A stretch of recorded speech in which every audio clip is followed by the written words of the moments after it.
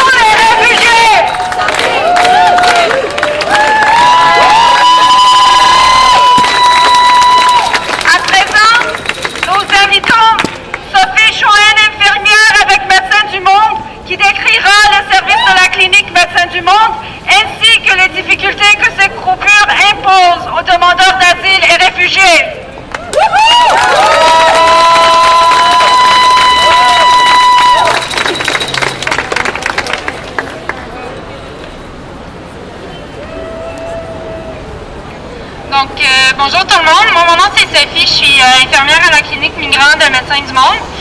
Dans le fond, la clinique Migrant, on a ouvert nos portes en 2011 et on offre des services à toutes les personnes migrantes qui n'ont pas de couverture médicale.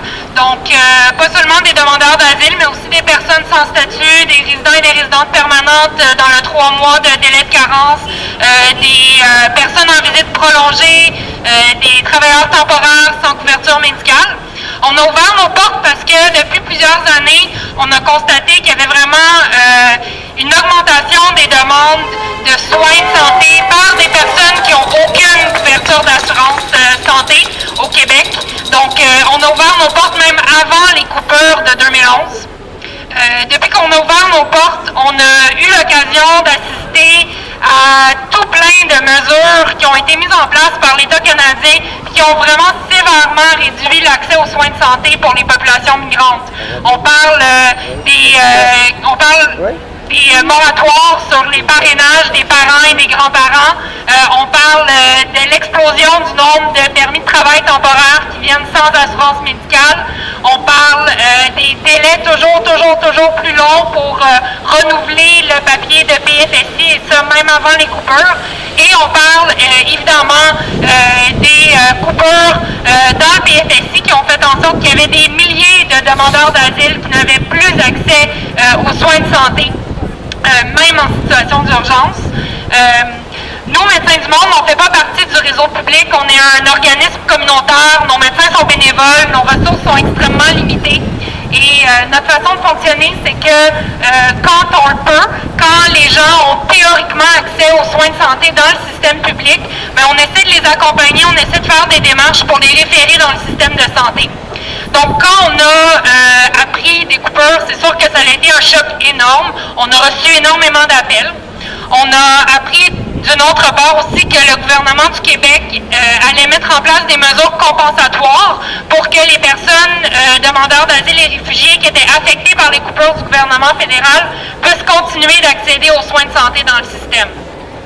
Par contre, ce qu'on a vu dans les mois qui ont suivi les coupures, ce qu'on a continué de voir et qu'on continue de voir encore, c'est que les gens nous appelaient parce qu'ils sont allés dans une clinique sans rendez-vous, parce que la clinique sans rendez-vous leur a dit « nous, on trouve ça trop compliqué, les mesures de compensation, on ne va pas vous voir, ça ne nous tente pas. » Même des CLSC, même les soins les plus basiques de santé primaire n'étaient pas accessibles pour ces personnes-là.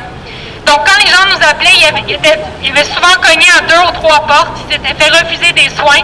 Puis nous, on a essayé de faire des démarches, on a essayé d'appeler dans des cliniques pour leur dire écoutez, vous n'êtes vraiment pas supposés refuser les gens, il y a des mesures de compensation, voici la procédure, voici ce qu'il faut faire. Malheureusement, c'est compliqué. Des fois, avec notre intervention, les gens ont pu finalement accéder aux soins de santé. Par contre, je pense qu'il y a eu plusieurs cas où les gens ont peut-être jamais eu accès aux soins de santé. Puis, la réalité des mesures de compensation, c'est un peu ça, c'est que c'est vraiment compliqué. Puis, il n'y a aucune sanction, il n'y a aucune façon de rendre responsables les cliniques qui choisissent de ne pas offrir des services à cette population-là. Médecins du monde, on se bat pour l'accès digne aux soins de santé pour tous et toutes, peu importe le statut d'immigration. Sauf que accéder librement aux soins, c'est pas devoir passer par des intervenants qui vont faire des appels pour prouver la légitimité de la personne de recevoir des soins de santé. C'est pouvoir se présenter dans une clinique, dans un hôpital, c'est pouvoir recevoir le service sans devoir se justifier, sans devoir prouver la légitimité de sa demande de soins. C'est ça qui est vraiment compliqué en ce moment. C'est sûr que c'est un pas en avant, effectivement, d'une certaine façon, les mesures de compensation, sauf qu'il pourrait y avoir beaucoup plus qui pourrait être fait pour vraiment assurer un libre accès aux soins de santé pour toutes les personnes qui vivent au Québec et qui n'ont pas d'accès aux soins de santé. On parle quand même de milliers de personnes avec différents statuts d'immigration et qui n'arrivent pas à avoir des soins quand ils tombent enceintes, qui n'arrivent pas à avoir des soins quand ils se présentent à l'urgence et qui sont très malades, qui n'arrivent pas à avoir les soins même de base. Moi, je trouve que, comme société, une société qui fait le choix de refuser et d'exclure une partie de sa population, c'est une société qui doit vraiment se repositionner, se re-questionner sur c'est quoi nos priorités. Alors, c'est pour ça que nous, dans le fond, on se bat pour l'accès aux soins de santé, peu importe le statut d'immigration. Vous êtes toujours en direct de la Journée nationale d'action pour la santé des réfugiés sur les ondes de 99media.org. You are live from the National Action Day for Refugees Health on 99media.org. Okay, and now for our final speaker of the day, we have Dr. Fadi Hamadini, who is going to talk to us about his experience with the IFHP Federal Refugee Healthcare Program.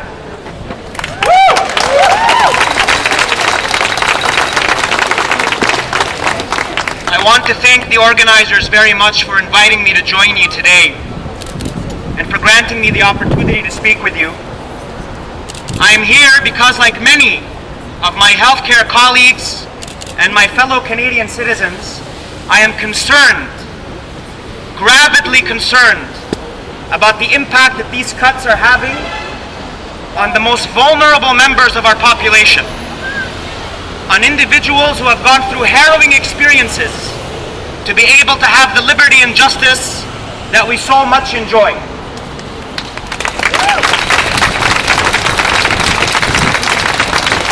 One of the main arguments that the Canadian government uses to try to justify these cuts is that it is not equal in terms of the healthcare service that is given to the refugee population and that of the Canadian taxpayers.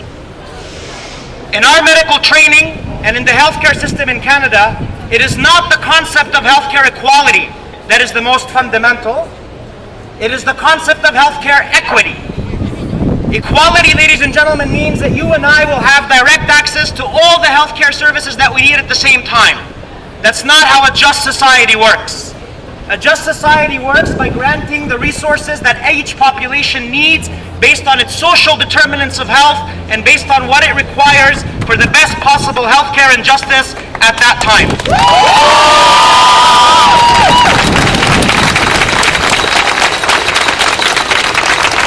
These cuts do not represent the Canada that I know. The Canada that I know is based on justice and based on the fundamental principles of human rights. A society is judged based on how it treats its most vulnerable populations.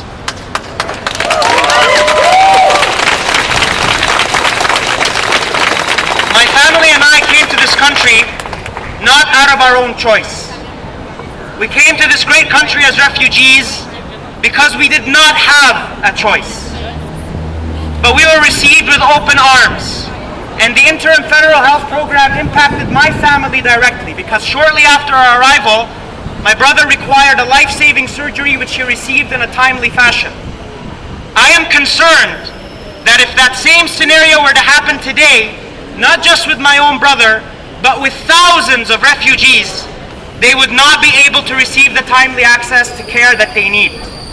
I can think of many scenarios whereby even children and pregnant women are not receiving the fundamental health care simply because they do not have access to the system and because the system has closed its doors to them.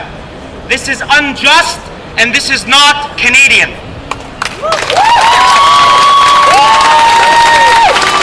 In Ottawa, I had the honor of working with the Refugee Health Initiative, which took care of many refugees who had recently arrived to the country. I saw firsthand how positive of an impact this service had, and I can account to you that the majority of these families went on to be productive, law-abiding, positive citizens in our society. And if this is what we want to accomplish as part of our Canadian identity, we must take a stand to stop it.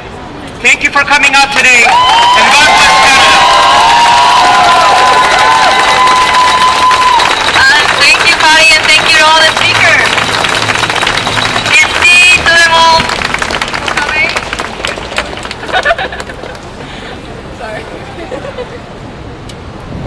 Merci tout le monde pour votre présence, c'est fortement apprécié. Et terminons encore une fois, santé et dignité pour tous les réfugiés. Santé et dignité pour tous les réfugiés. Santé et dignité pour tous les réfugiés. Santé et dignité pour tous les réfugiés.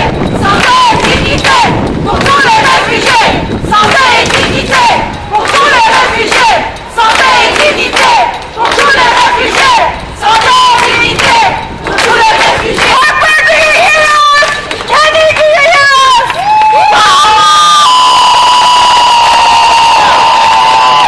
Thank you very much.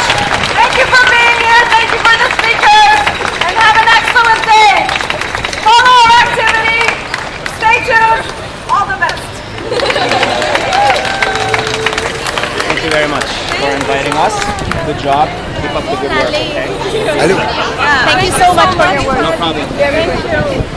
Allô? Est-ce que vous avez un site web pour sortir l'information sur tout ce qui se fait ainsi que les autres actions qui vont... Oh, there we go. Yes, it's right here. Doctors for Refugees. Ouais, ben c'est parce que je veux que ça sorte live. Oh, okay.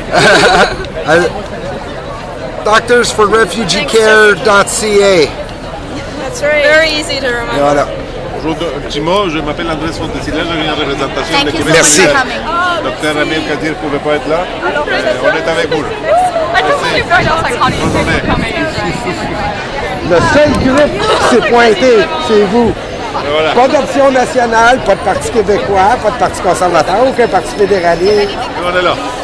Juste Québec solidaire. Merci. Are you with the particular media? I- Thanks for coming. That's why you're a team.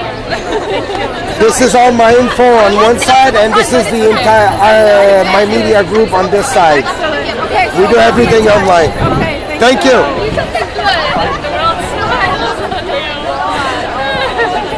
Alors, c'était l'action de Montréal pour la Journée nationale pour la santé des réfugiés sur les ondes de 99media.org. This was the Montreal action for the National Day of Action for Refugees Healthcare on 99media.org.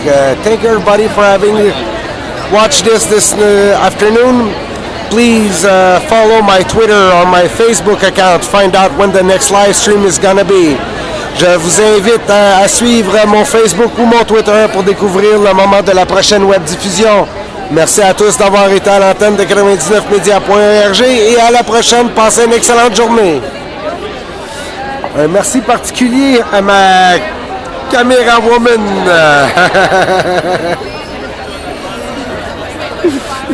T'as fait ça comme une grande. Bravo, yeah. Tape là-dedans. Hey, tape. Tape comme il faut, tape fort. Yeah.